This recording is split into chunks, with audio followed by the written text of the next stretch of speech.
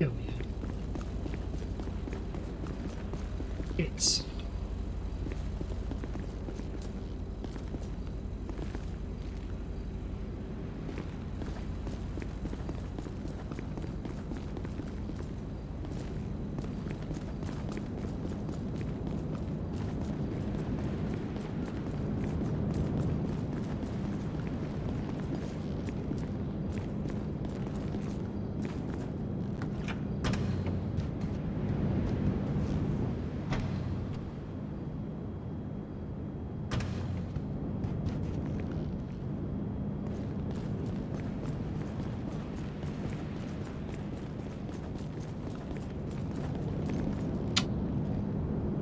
Six.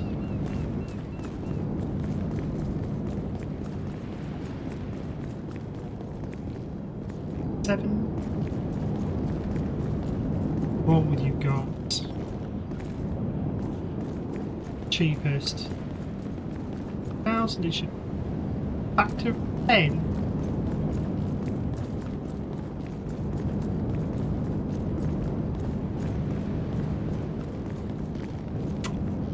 Ridiculous.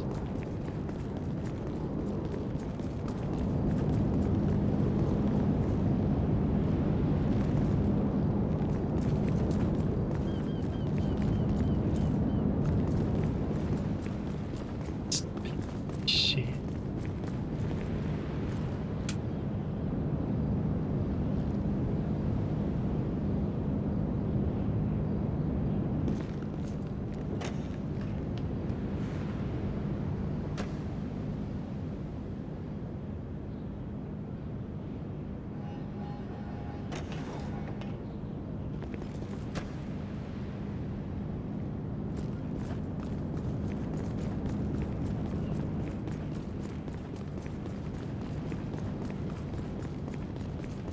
Hello, How are you?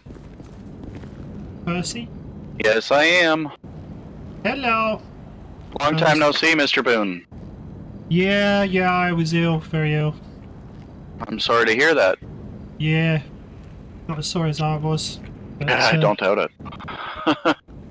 Alright, so I'm sure you're aware that a lot of the flying system has changed. You're a member of the police force? Yep, well, I think Frank? I am. Hey? You think you are? Yeah, as far as I'm aware, I am.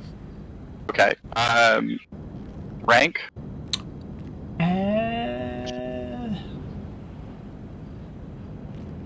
Just above beginner. I Okay, got so through my basic training. you're not a cadet, but you're up a step. Okay, great. The only reason I ask is because my plan is I was offering the flight training free, but people are shitting in my face on it, so it's not going to be free anymore. Because, people obviously don't give a shit, and it takes my time, so I'm going to start recouping cost. However, for members of the police force, when you rank to captain is when you start gaining access to the aerial vehicles and stuff like that. So we want to make sure that you're taken care of, that your lack of a license isn't going to get in the way of your career. Sounds good. Okay? So for EMS and for police, there's no charge. The flight training's fairly simple, because most people can operate the aircraft. That's not what the training is about. The training is about the communications aspect. Okay? So there's a few documents I'm going to send you real quick over Discordia. There's 3 in total. One is an image, one is the air law, and the other is the... Why do I not see you in the list for Paradise City? Let me see if I can find it. I am there. Oh, there you are. Found you. Gotcha. And the third document is the examples of various radio calls that are quite common to use in civil aviation. So the reason I make that distinction is, as a police officer, obviously you're already going to have a radio station on. When you enter airspace for an airport, you'll need to flip over to that civilian frequency to let them know that you're operating in that airspace. In general, your biggest issue is going to be LSIA. Other than that, it shouldn't be a problem.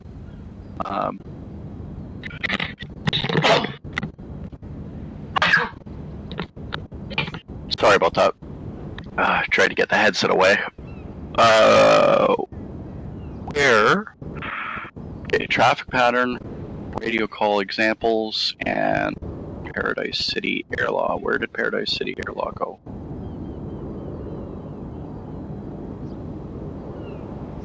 Okay, there's the radio calls and the traffic pattern for civilian use. And there it is, Paradise City Air Law. Why could I not find that? Okay. So in general, the hardest part is the radio work. Okay, that's why I give you the traffic pattern radio calls. The flight training is not usually a single day thing, unless people have taken these documents, studied them, and then come back. Okay, but we can not worry about that real quick and get you started at least. Yeah. With a flight that demonstrates how those are going to work. Okay, so give me a second while I grab. Let's see. Where is the Mammotus? The Mammotus is out and about, so let's use the Dodo.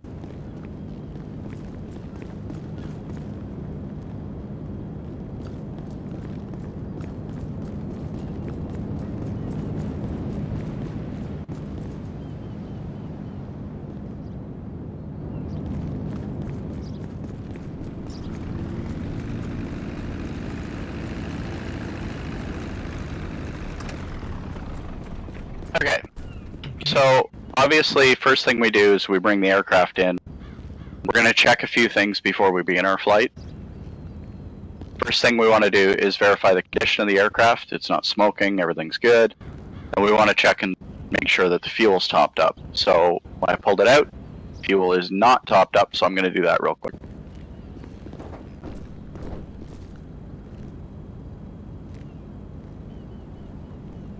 Typically, aircraft take a lot longer to go through the fuel than ground vehicles. Like, you're going to get a lot more travel out of it. But we still got to, do it for safety. The next thing I'm going to do is I'm going to pop up my radio, and I'm going to flip over to channel 228.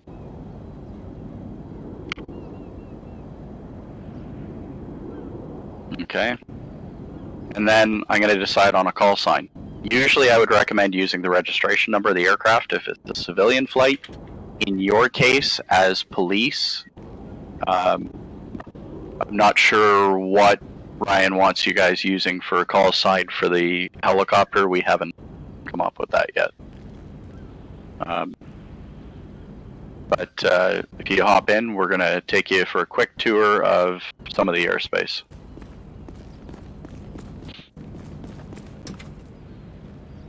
Yeah, I believe it's Air 1 or Eagle 1. Eagle 1 sounds way better. Come on. You know you want it to be Eagle 1. I'm not fast as long as I get to fly. Yeah, no worries. Anyways, because it's a training flight operating under Percy's planes, our call sign today is going to be Percy 1. And I advise a lot of businesses that are using aircraft for businesses to do the same thing. Like, whatever the business name is, to use that as their call sign. Because then they don't have to remember, a whole lot of tail numbers. They can just kind of operate on their sequence. So, in the civilian air traffic flow, there are 5 legs on a given runway. There's your departure leg, crosswind, downwind, base, and final. Okay? It's all based on the runway that you're taking off from. And in the case of Los Santos International, we have 2 runways. We have runway 30 left and runway 30 right. Okay? If you were to take off from the other end, obviously subtract 180 degrees. You're taking off runway 12 left or 12 right. So in a second, I'm going to make the radio call. The radio call is always going to be in civilian radio parlance. It's always going to be who you're talking to, who you are, and what you want to do. Now in Paradise, we don't have air traffic control because of technical restrictions, etc. So we just operate under the uncontrolled airport rules for all the airports. Another simplification is that we generally stay on the one radio frequency unless it gets busy, then we can start splitting it up. I'm actually not streaming, love. That's the summary. That comes after I end. Anyways, so runway 30 left is where we're going to depart from. We're going to do a quick circuit over 30 left, and then I'll show you how far out the LSI airspace actually extends. Los Santos International traffic, Percy 1 is type Dodo. We're taking off runway 30 left for a left close pattern.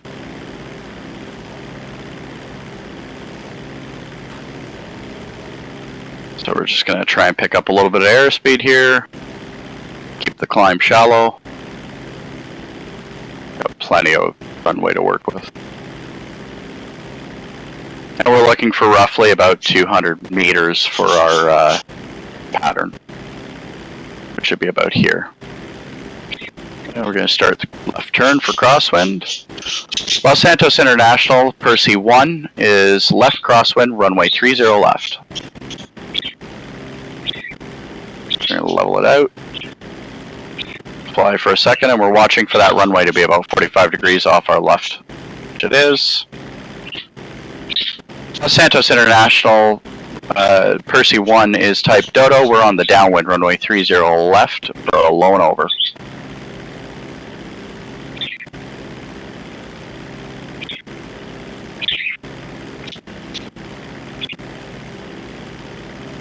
In general, you want to keep your pattern tight enough that if something were to go wrong, you could glide back to the airport. We're a little low for that right now, so climb back up.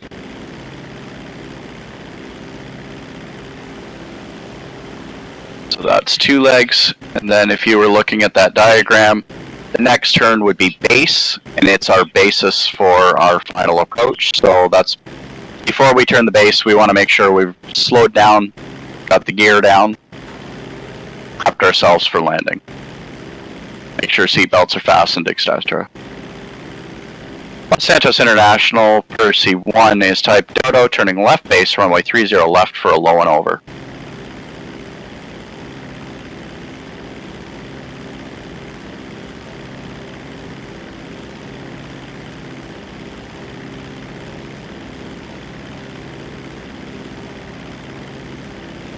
Los Santos International traffic, Percy 1 is type Dodo. We're on final, runway 30 left, low and over. So with a low and over, I'm actually not going to land. That just tells people that I'm going to be low to the runway. So we can actually put the gear up, keep the airspeed up.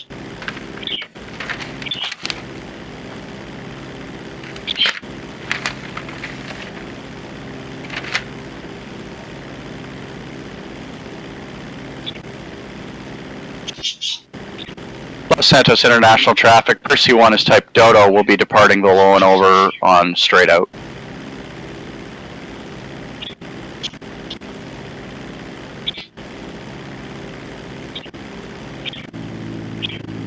So again, who I'm talking to, who I am, and what I'm doing. Now, if we were on runway 30 right, we'd be using a right traffic pattern. So what I'm actually doing now is climbing out over top and around the other runways traffic. So we're far enough out that we wouldn't be a problem here.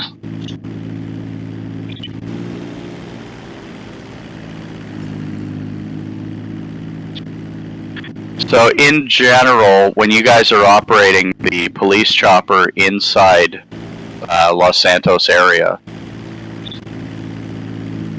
I would be on the lookout when I get down the end of the pier for traffic, for civilian air traffic, but you don't necessarily have to switch over to 228. And then basically these two large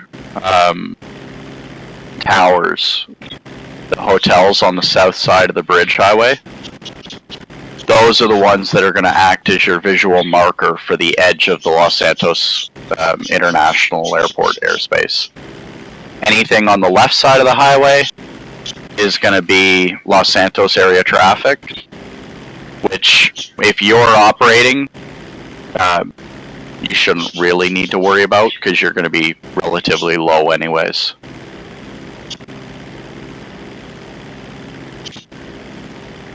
So, civilian aircraft are allowed as low as about here, 100 meters.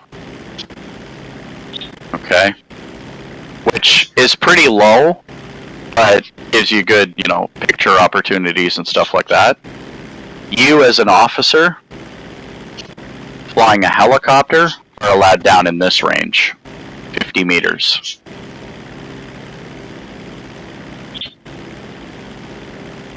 Okay?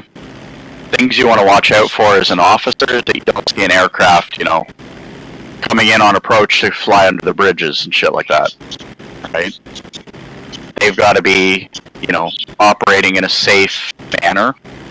And generally, you're going to be, you know, if you're patrolling with the helicopter, you might be around the 100-meter mark, because it gives you better visibility. But if you're in a chase or something, you could be higher, lower.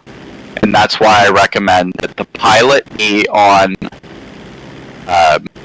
the police frequency, and the co-pilot, because I always recommend that police crews operate in a pair.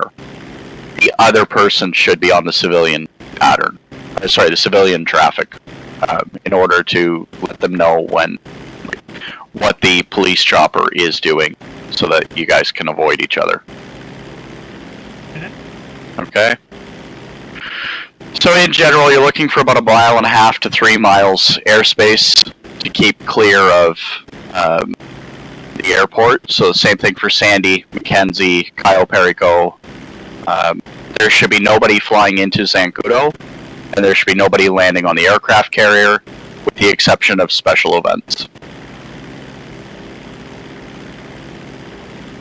Is Cayo Perico here then? Cayo Perico is here! That's cool. So yeah, you've been away for a while. I forgot. Cayo Perico popped up 2 weeks ago. Okay, and another thing that got added in at the same time was the Tuners DLC. So we're gonna take a little jaunt here.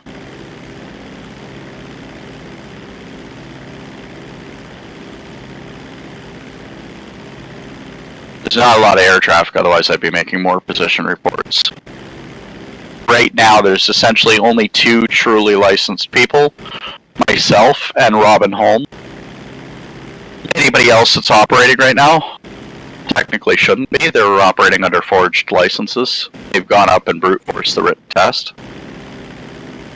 But yeah, so underneath of us on the right side here is Orchardville Avenue. And up at the end of Orchardville Avenue, there's that warehouse there. Huh? There's a door that if you go in there, there's this beautiful track under the city. Oh. So there's a fantastic little place to play. So we'll be returning to Los Santos International, and we're going to use a standard right-hand pattern. So a standard entry into the non-standard pattern. So the left-hand pattern is called standard, right-hand pattern is non-standard. Typically, you want to use a left-hand pattern for most airports.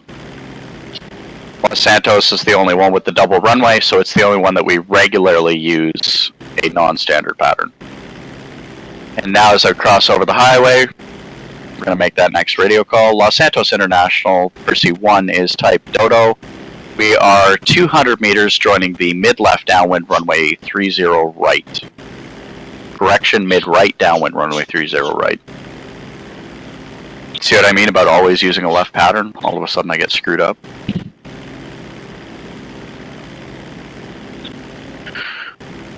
Los Santos International traffic, Dodo, Percy 1 is on the right downwind runway 30 right for full stop.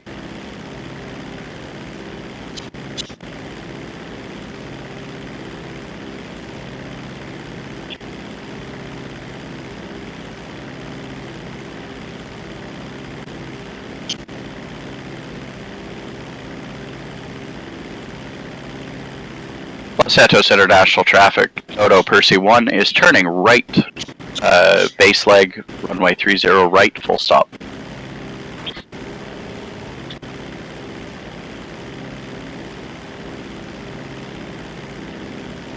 I'm just going to turn that final leg.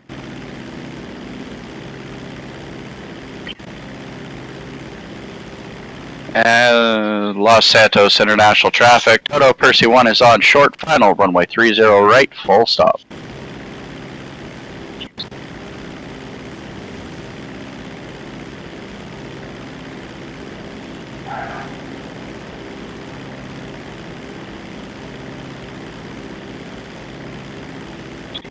Los Santos International, Dodo Percy 1 is down and clear, runway 30 right.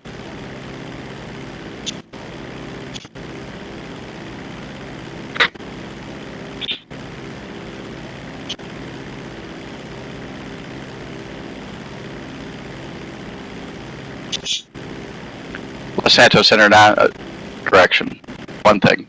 Before I cross the runway, I'm going to verify visually that there's nobody crossing it, so I'm going to look to my left, and I'm going to look to my right and make sure that nobody's coming from that direction unexpectedly, that's just not on the radio frequency or whatever.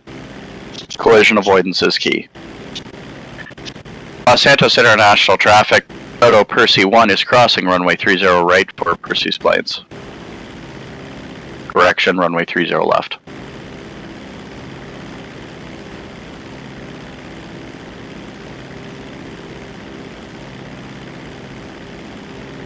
What does the 30 stand for? Okay, so other required equipment when flying is your compass, and all runways are identified by their compass heading. Their airport and compass heading. So Okay. that's why at the end of the runway there's those great big numbers written on it. That's the airport, that's the runway identifier. So that runway is on a compass heading of 300 degrees, roughly. It might be plus or minus 5 before it switches to the next number. So if that was facing, say, 307, the runway would actually be 31. Okay? It's all magnetic compass settings. Now, the reason I say to use a compass is because Sandy, Mackenzie, Cayo Perico, none of them are identified at the end of the runway, like Los Santos, because they're dirt runways. There's nowhere to, put the identifier. Make sense? Yep. Alright. Whereabouts is Cayo Perico? How did you get to? Where did you go? Love to see it. Yeah, we'll do a quick flight over there. Oh, that'd be cool. That only takes a minute. Los Santos International traffic, Dodo Percy 1 will be taking off runway 30 left with a left turn departure. So when I did that low and over, I did what I call a straight out departure. I flew out above the pattern and then I turned to the right. That's how you make a right turn out of the pattern. Otherwise, on departure, you can do what I just called, which is a left turn departure. We climb up. And then we just make a nice shallow turn, 45 degrees to the left, and we climb out above the pattern that way.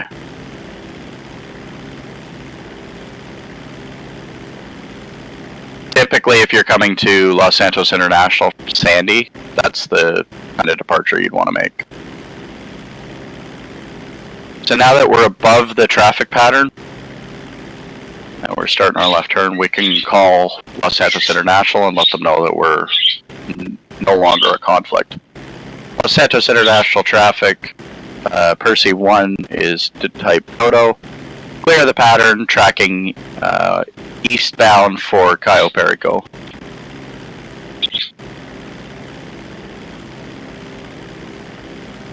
Exciting. There we go.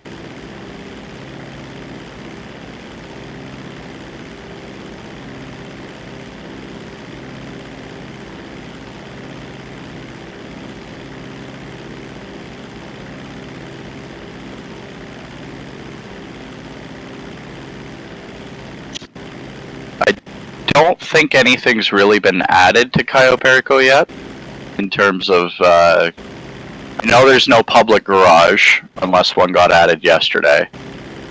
There's no businesses over there as far as I'm aware, and there's no owned property over there yet, so. Okay. It's not super busy, but people still like going over there to explore. Cool. And let me know when you see it pop in. Yeah, I can see it. Okay. So that aircraft carrier there, that's the one I was referring to, is should be off limits, except during special events. And I think our first aerial special event will be held on Vespucci Beach, and then the second one will be at the aircraft carrier. I'm just waiting for more people to get licensed first. Now, in general, you want to be doing your sightseeing relatively low, but we've got that huge runway in the way. So we're going to keep high for a little bit, and then we're going to descend down. For Cayo Perico, kind of the edge of the airspace that I use is this ridge line over here, kind of dividing the island in half.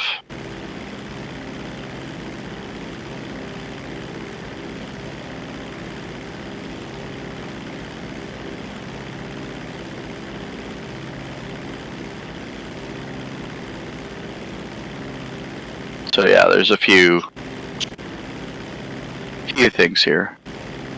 There's a farm. I don't think the farm is functional yet.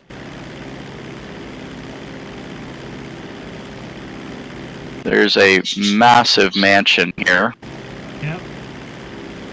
With helipad, so that may be a popular spot in the future. Yeah.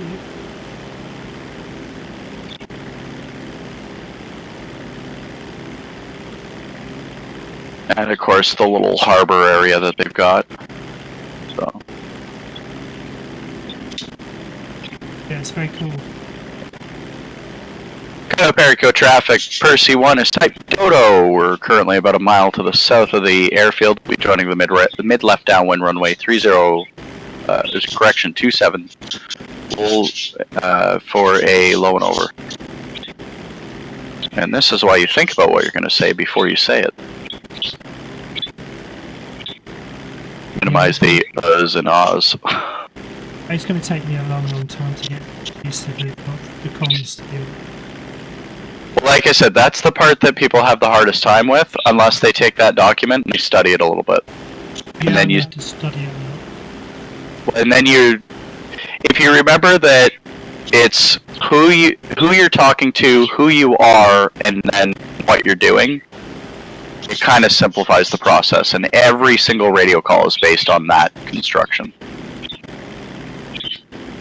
Cayo Perico traffic, Percy 1 is type Dodo. We're on final runway 30, correction 27 for a low and over.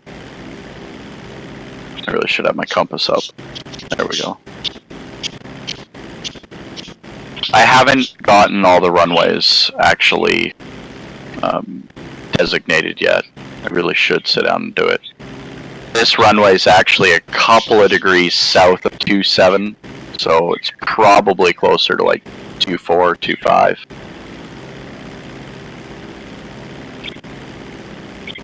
Alright. And then I'll give you a nice low and over of the aircraft carrier, and you'll see why we don't allow access to it. See the birdies? Yep. So yeah. Kind of a thing.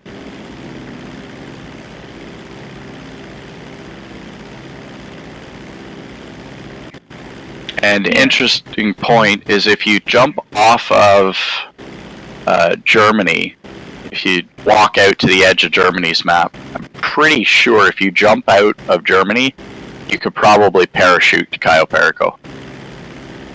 Yeah, yeah. I mean, that'd be a hell of a jump. Cool. Los Santos International Traffic, Dodo, Percy 1 will be making straight in, runway 30 left for a full stop.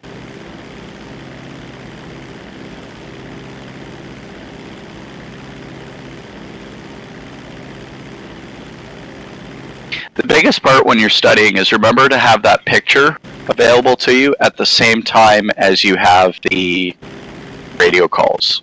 And it'll make everything a lot simpler so that if you were to hear me make the radio call, I'm making straight in, runway 30 left, you know that I'm east of the airport, traveling west, because I've identified a west runway.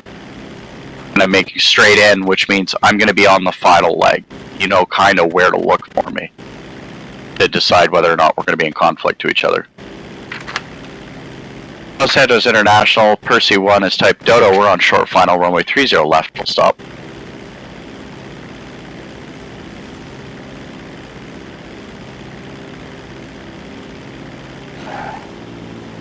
There we go. On the brakes, and we're gonna taxi off to the left. Los Santos International Traffic, Dodo, Percy 1 is down and clear, runway 30 left.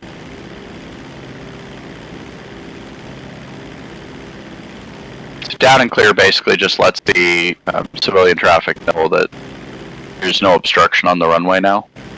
Like I've vacated. That's the garage, and that's the dealership.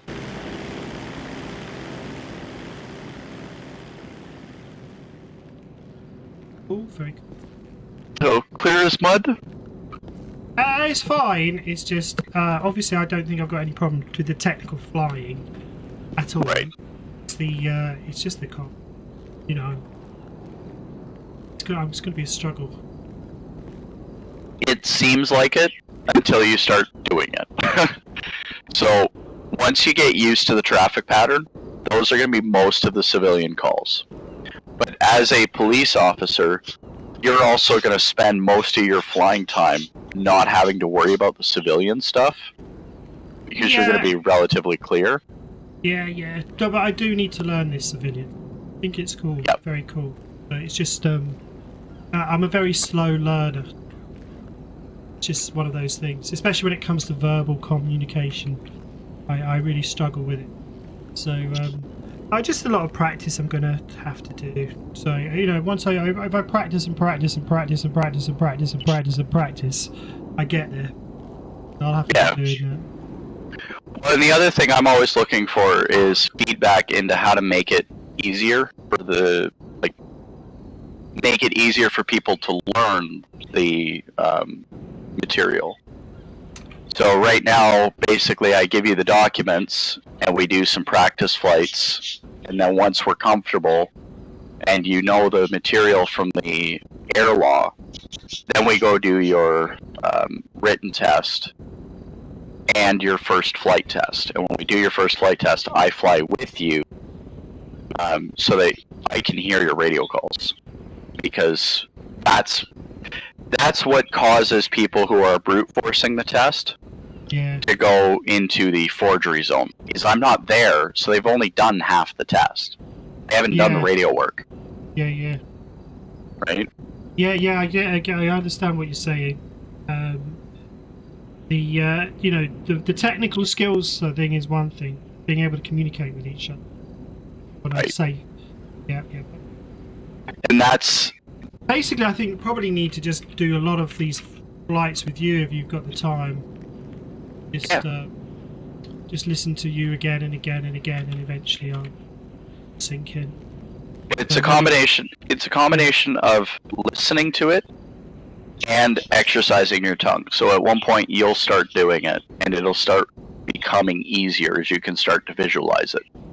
But Yeah. I'm assuming that you have no real-world aviation experience. Yes, that's correct. Okay. And that's the assumption I make for most people. However, there are a few that do have experience from outside. Right. For instance, BoJack Horseman, he does a lot of Microsoft Flight Simulator, so he's already been exposed to the radio work. Is Microsoft's Flight Simulator a way to practice it? Yes. Listen to the if you're going to be in Microsoft Flight Simulator, listen to the radio calls. Use the radio system that's in there. It's fairly accurate. It's not 100%, but it's fairly accurate.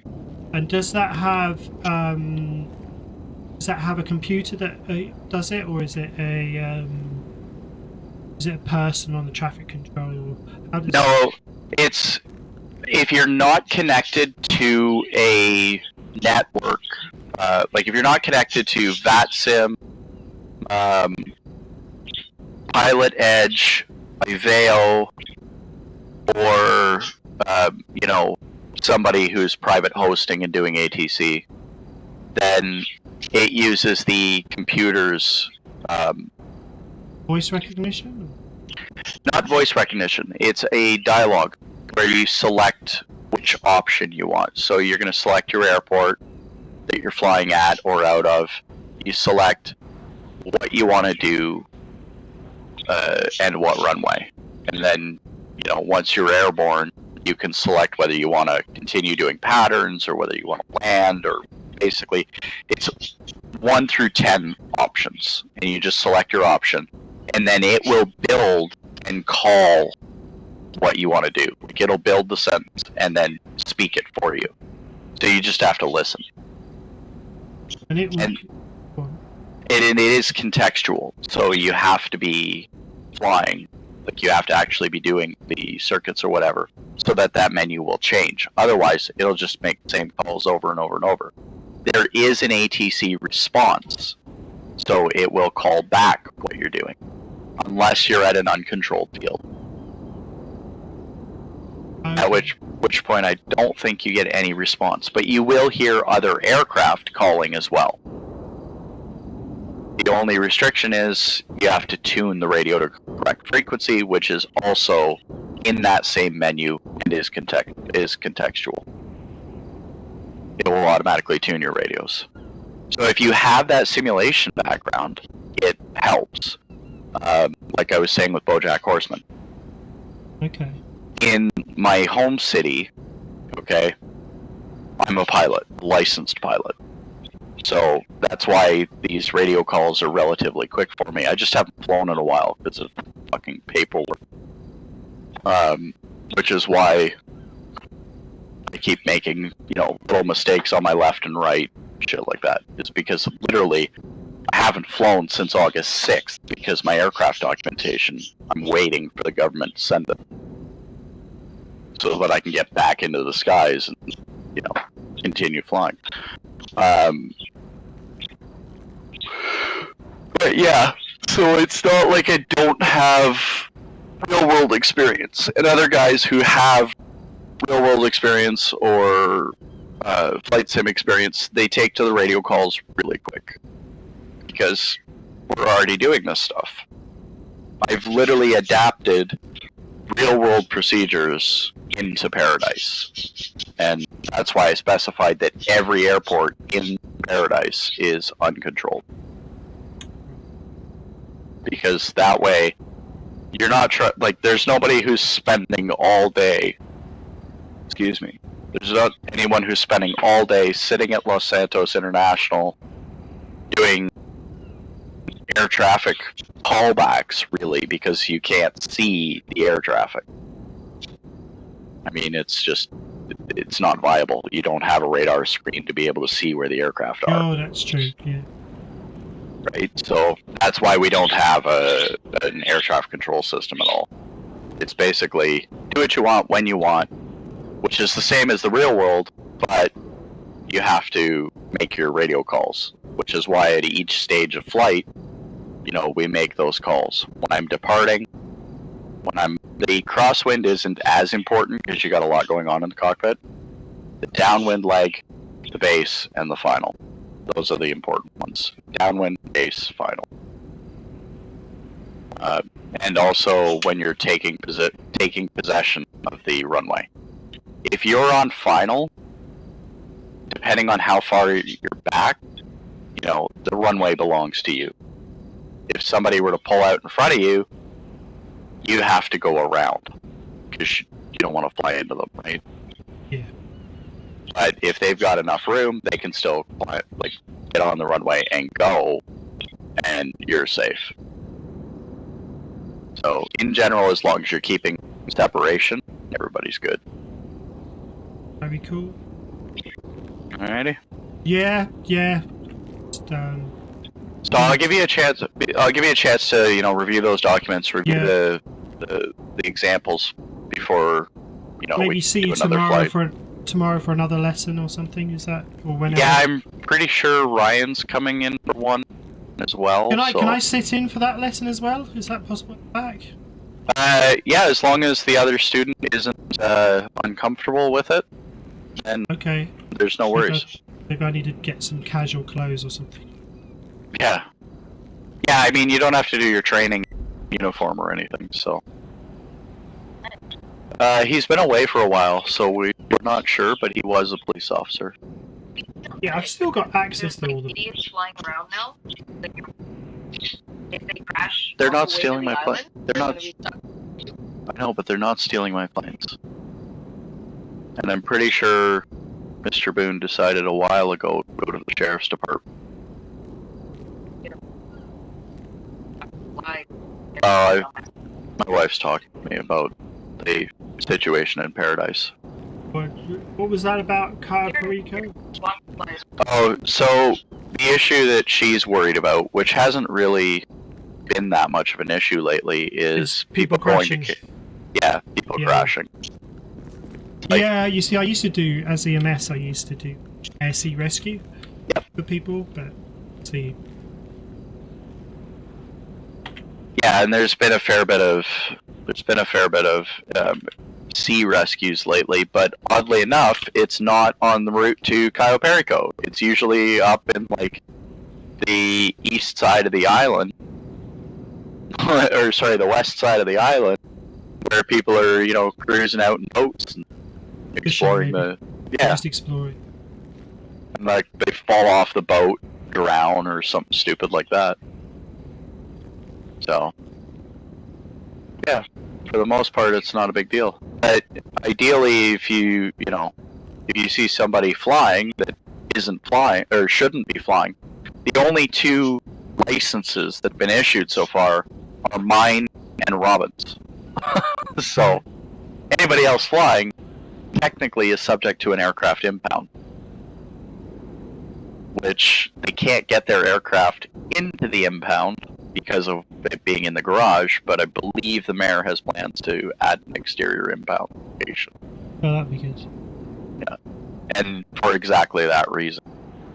But for now, I mean, sections 7.3, 7.4, 7.5, and 7.6, go ham.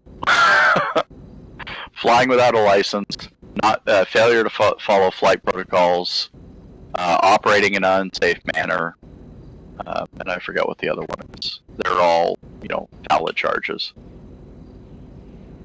So. Yeah.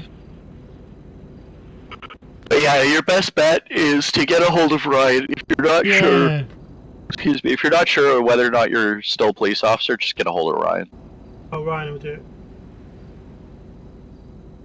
He'd be your best point of contact. Do you know when he's coming on? I usually see him in about, I'd say 3 hours from now. Like 4:30, 5 o'clock Eastern time, I usually see him kick in for a little bit. Back around.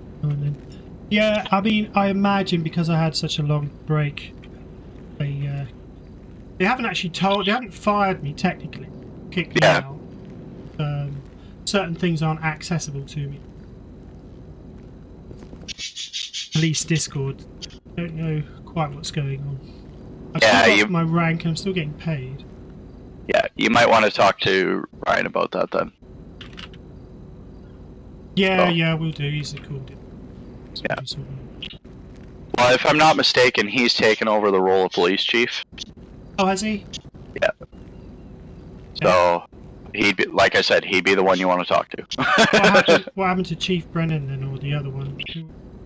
Chief? I believe one was in activity. The one before him was a deportation. Yeah. Oh no, I think there's one was a resignation. He one step down, didn't he? It didn't want to hold it. Yeah, I think something like that happened, and then. So the last one was inactivity. Yeah, I knew it was going to get people. I'm not sure, but I think it was inactivity. Yeah, I know Gerald of Riviera was the chief for a little bit. Right. Gerald, sorry, and even he's no longer the chief. Is that through inactivity again? I believe so. Yeah. I don't know 100%. Like, all this is just kind of outside observation and, guesswork, because I'm not a member of the police force myself, so I'm just assuming. Okay, cool. Alright then. Well, that's great. I've got a lot to think about. Thanks a lot for this. I appreciate it. Should I give you some money anyway? No, don't worry about it, man. We're the initial one is free. That gets you the bug. Okay. Yeah. Well. Yeah. We can sort out some money. I don't want to, especially because I'm basically going to be sitting in, I think, a lot to just try and get my ear used to this language and to use this language. It's going to take me a long time. It's going to take me about 10 times longer than normal people. Just because I'm kind of part mute, got a kind of mutism problem. Yeah. No worries. I'm okay when I get going, but and when I practice, but when it comes to new verbal stuff, it's taken me quite a long time for the police codes, and I still need to do a refresher on them. Yeah, well, I mean, police codes are the problem with police codes is they're non-standardized, so they're depending on what city you're in, where you are, you'll have a different set of 10 codes. Yeah, well, I've got a fair few, but it's again, I default to mute. When push comes to shove and it's all sirens and guns blazing or near mid-air collisions, I just clam up. It's a real problem of mine. Yeah. I just focus on flying or driving rather than the actual speaking. And see, that's part of why I brought the language that I did, is because it is the standardized language. It's very cool. It's very cool. It adds a whole nother level of realism to this. I love it. Also, I love it. Yeah, there's also a straight up. There's a not proverb, but there's a saying in aviation that's especially if you have a hard time focusing on multiple things at a time, is aviate, navigate, communicate. Okay? And it's very important it's in that order. Your first function as a pilot is fly the damn plane. Okay? Fly the plane, fly the helicopter first. Aviate. The second point is try not to get lost. So navigate. But navigation is still less important than flying. And the third, important but not as important as the other two, is the communication. So if you're in a near collision situation, don't worry about the communication. Fly. That's your primary function. Do what you got to do to avoid that collision. If you're, in a police chase, like if you're operating the police helicopter and you're in a chase, fly the chopper. Don't worry about the communication so much. Just fly the chopper. Pay attention to the flying. Keep on that target. Communicate when you have that opportunity. That's why I say the base leg, the crosswind leg, the first left turn, is not important to call because you're focused on your post takeoff stuff. So getting the gear up, worrying about making sure your airspeed is sufficient, all that stuff. You don't need to worry about the radio call as much. Focus on the flight.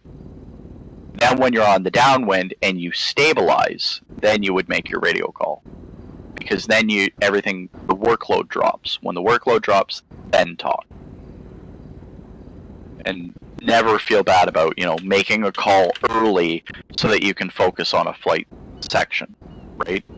So I know I'm about to come up on my base turn. I can call my base turn before I make the turn, right? There's nothing stopping me from doing that. And then it becomes easier and easier as you go through. Yeah. It's for me, it's like an inertia or a momentum.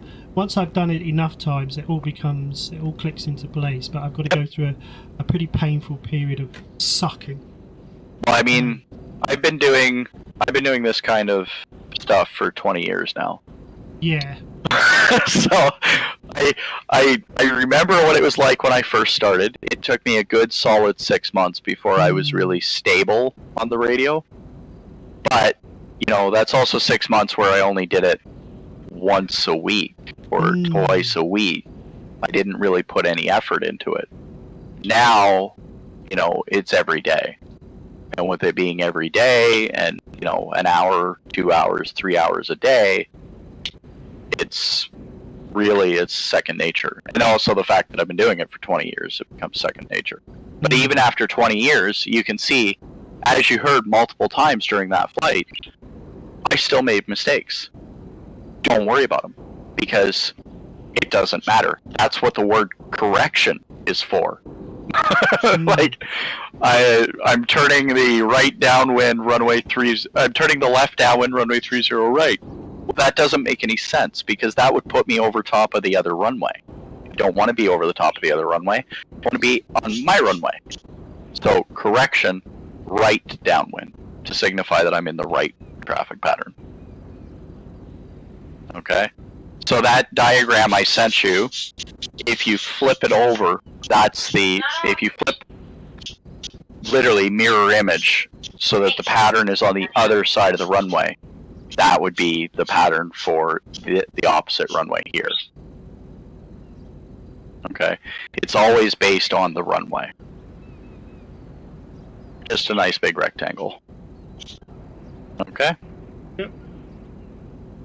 Alright, so I'm going to check in with Philip and see if he's finished that thing he was working on. Just let me know if you're doing any more flights. I can just sit in the back or something. Yeah, there's not been a lot lately because people seem to be, they either are taking it seriously and are studying, or they're not taking it seriously and just flying without a license. I mean, there have been a couple of busts already. So. Well, for criminals, that's understandable, but people who want to be legit, it's another level, isn't it? You've got to raise it up a level. The level that you were talking about is communication and radio and stuff. Oh, yeah. Talking of which, we need a shop with radios and compasses, because it's not that easy to get compasses, especially compasses. That's one of the things that I'm focusing on, is as you do your training, I usually provide a radio and a license. Okay. Sorry, a radio and a compass, not a license. The license comes later. And once you're comfortable with the radio, if you're not even really comfortable, if you're good with the flight, you're good with the flying, and you're mostly getting the radio, I say about 75% on the radio. Usually I issue a student pilot permit, and then you can practice on your own and just keep doing it until you're comfortable. And then when you're comfortable, I'm usually listening in on 228. Well, not usually listening on 228, but if I'm flying or have flown, I quite often forget to turn my radio off. So I'll still be listening. When I overhear, a student flying, I can, kind of gauge where they're at. I might, swing by the airport and take a peek and see if they're making the correct call at the correct times. And if they are, then we take them up for their flight test because they're ready to go. Okay, so the student pilot permit is kind of like your pre-license license. Okay, but there are restrictions that we apply to that. So no passengers, no passengers, and you're flying the type of aircraft for the level of training that you're doing. So if you're working on your land-based plane, then you're flying a land-based plane. If you're working on your sea rating, then you would obviously you'd be allowed both land and sea aircraft. If you're working on your helicopter license, you'd be authorized for land helicopters. It's kind of a way of giving you that allowance to practice while not putting anyone else really at risk. So, I mean, it's all... I've got most of the system in place, ready for, ready for people to do. The only one that we don't really have worked out is how the police are going to need to operate in order to make it safe for not just them, but civilian air traffic as well. We may have to actually increase the civilian height limit to give you guys space to work in. You know what I mean? Yeah. So that way, like, there's a layer where you guys have all of that airspace, assuming that you're operating. I would imagine that's a better 300 meters. Yeah, and I mean, the only reason I made it that low is because it gives people that opportunity for pictures and what have you. And my conversions are bullshit, because I'm used to flying in North America where everything is measured off of feet. Even though Canada is metric and I fly in Canada, we still use imperial measurements when flying. So it's nautical miles an hour for airspeed, miles per hour if you're not using knots, and in feet of altitude. But here in Paradise, we're in meters altitude. So 100 meters, realistically, is 333 feet. So it's kind of like, okay, 333 feet is really low. Technically, 300 meters is about where we should be, because that's 999 and change, making it 1,000 feet. Which I think is the accurate altitude for I think it makes more sense for civilians if it gets busy, but I guess it's fine at the moment because it's not that. True, and we can always adjust later on. Not the end of the world. So Yeah. That's the way I've been looking at it. Is, we can make announcements and increase the altitude later on if we absolutely have to. But for now, to give people that incentive, I kind of want to keep the aircraft low so that people do see them and they're like, hey, maybe I should get my license. Most often it's people wanting to go to Cayo Perico. So yeah, that seems to be the big draw. That is a lot of fun. Well, I know Mark Lint tried to take a sailboat from the pier to Cayo Perico. How did it go? He gave up when he got to here. Why is that then? Too slow. I think he'd already been on the water for like 25-30 minutes. And that was just from the marina to get to here. Not from the marina, from the pier, the Del Perro pier, to get to here. And he's like, yeah, no, not going any further. And I flew them over to the island. So Need a few more things to do there, but still, it's still nice to see. And it's a good start, isn't it? Having explored. I'm pretty sure the plan is that there will be stuff there. I don't know, like, I think some of it will be like trap houses and stuff like that. I think he's working on redoing the trap house system. So that I don't know much about that stuff. I never really did it. Yeah. I sometimes get called to them. What used to as EMS, but well, I think he's working on the system so that you'll be able to actually, come to the airport with a crap load of drugs, load them into the airplane, fly the airplane over, load them into a car over there, and then deliver them to drug houses over there. Okay, I'd have thought it would make more sense the other way around, but whatever they like doing. Yeah, either way. I mean, he might even have us, grow over there and bring them over here or something. I But think that would make more sense. there is a plan to add sort of a transit system to drugs. Yeah, So it that- makes sense. I mean, normally what happens is, in the real world, you'd have like them growing it over there and smuggling it in and dropping it somewhere in the mountains or Yeah, in one of the other airfields. yeah. Not that you can drop it here, but you can, land, Yeah, transfer it, and Yeah, then that's continue okay. on. Yeah. That sounds like a lot of fun. And then the other thing is, I think he's planning on having, houses over there that you can purchase, and Yeah, that would be very cool. little plots of land and stuff like that you'll be able to have. And then, like the drift track is in, so you can go to the drift track and check that out. And what was the other thing? There were 3 DLCs added at the same time. And the other one, I'm pretty sure was already in.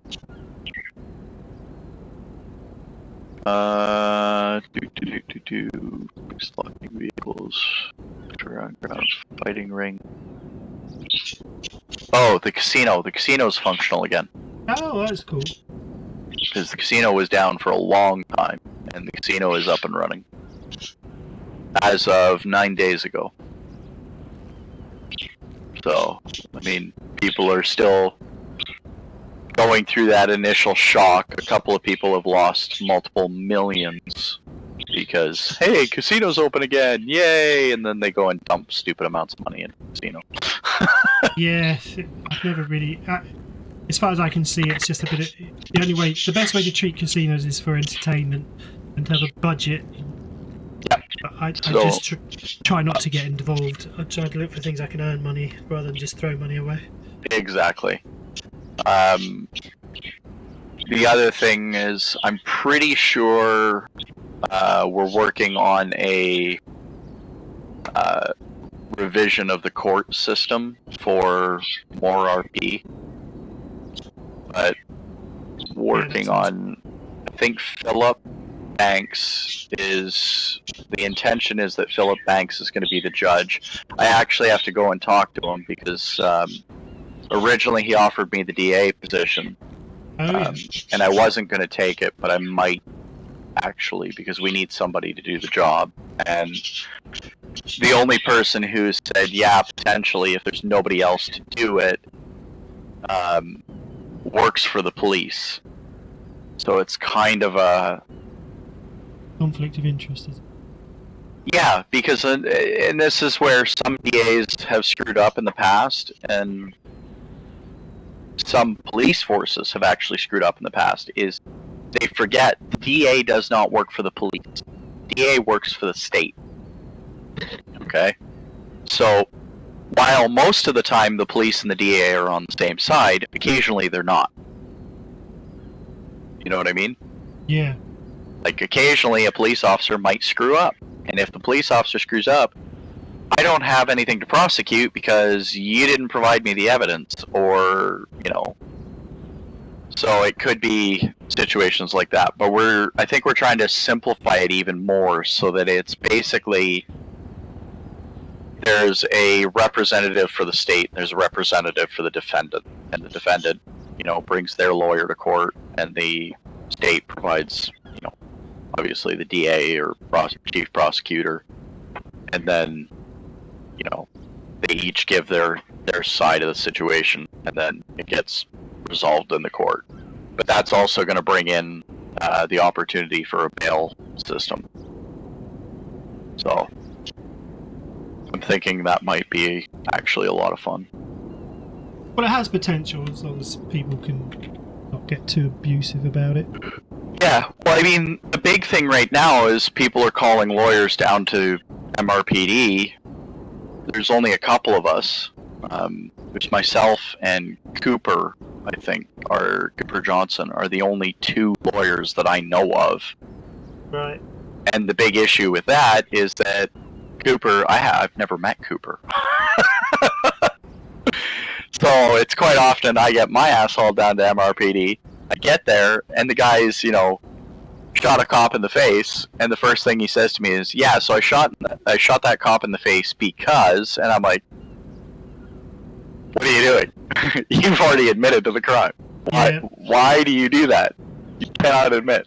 Or, "Yeah, this cop pulled me out of a stolen car because it's, well, stolen car. So you're gonna get that charge. There's nothing I can do about that."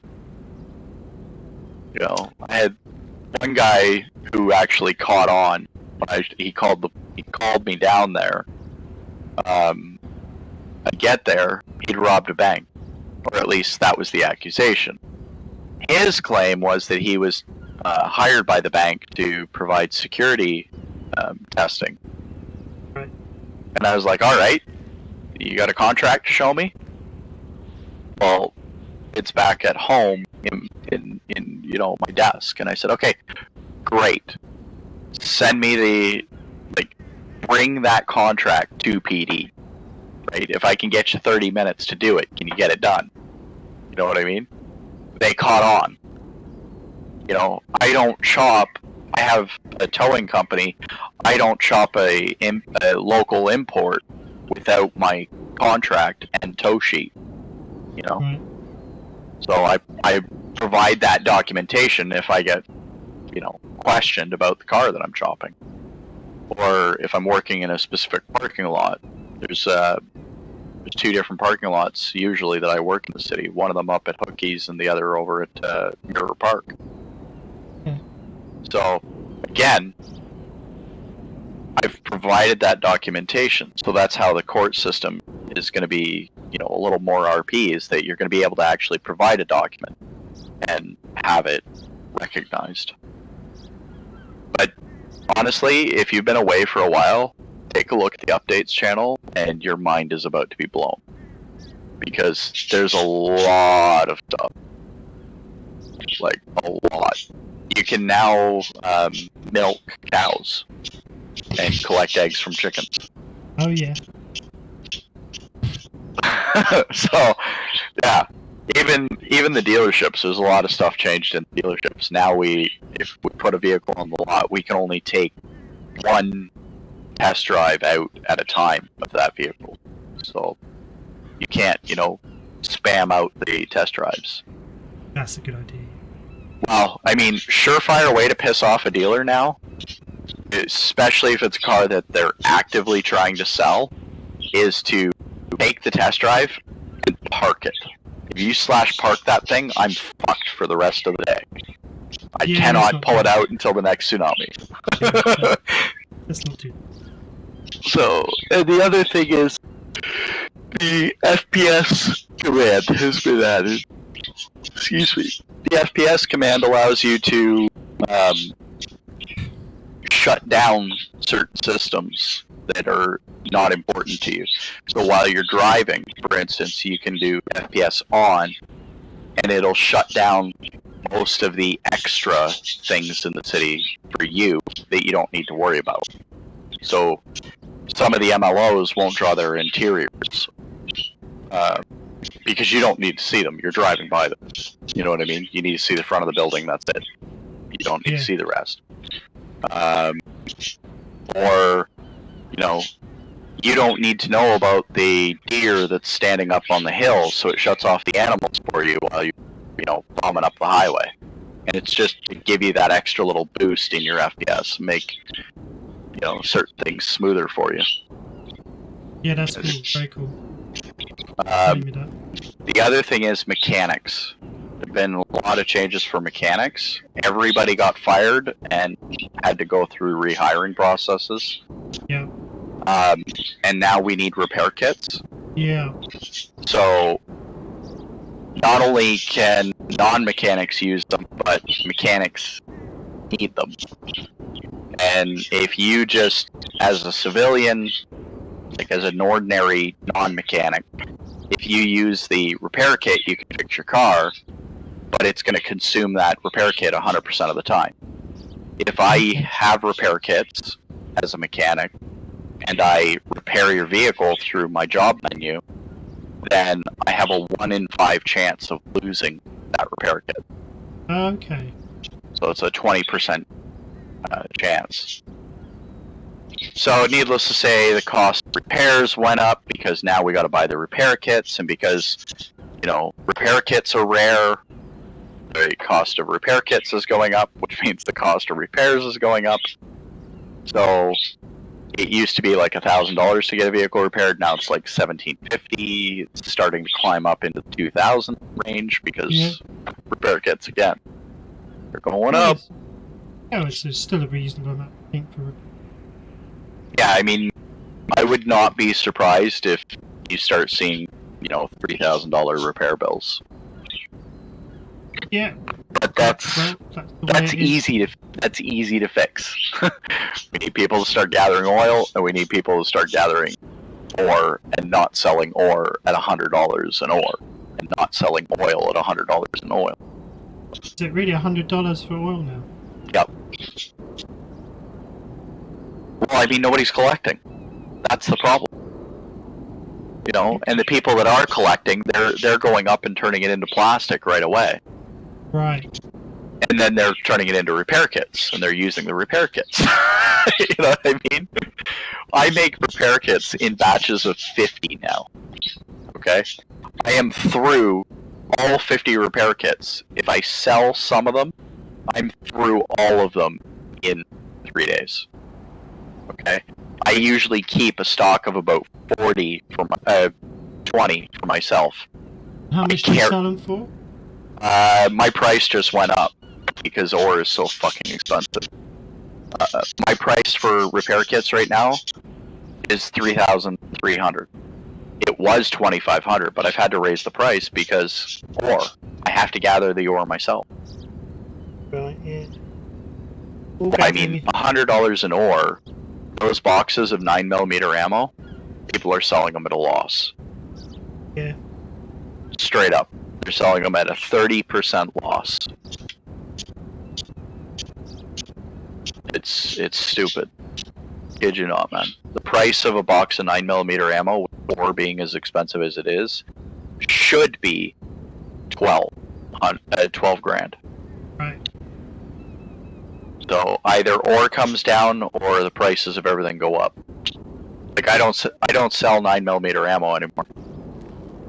Because to sell 9mm ammo, I gotta charge 12 grand. And how much do you pay for plastic? Is it if I go and get a cousin to go?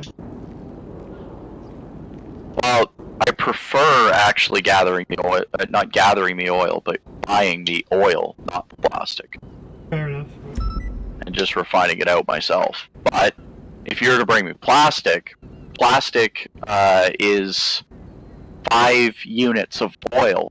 So, I mean, I pay, if you've already refined it, I usually pay like $5.50 for the oil, for the plastic. Okay. Because it's 5 units of oil plus your time. You know, so I give you a 10% markup on it.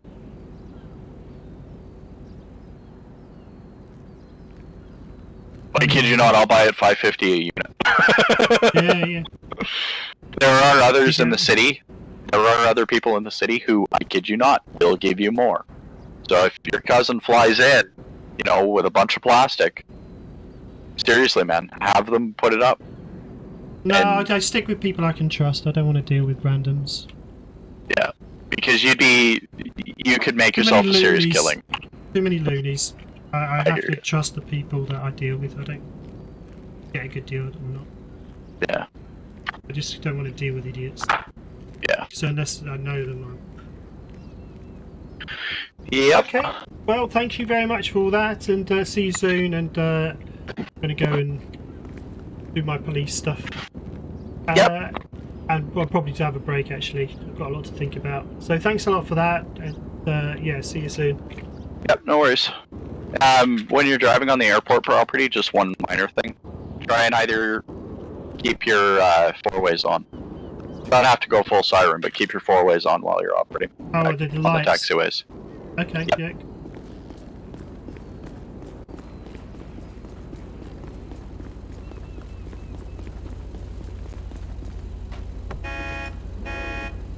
Yeah, I'll come join you in a minute.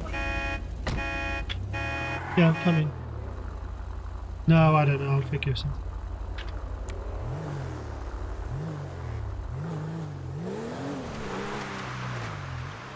Nine 228. Let's change that to radio 1.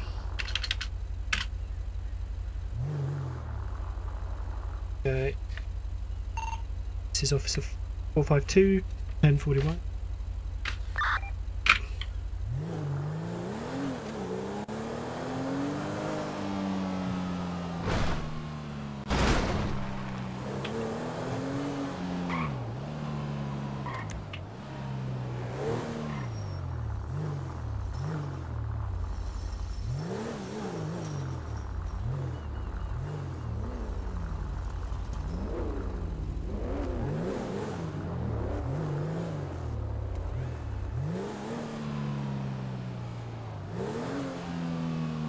Right, let's set this.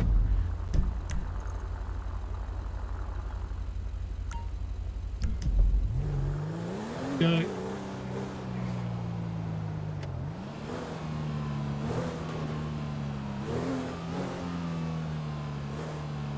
Get back to thingy and stop streaming now.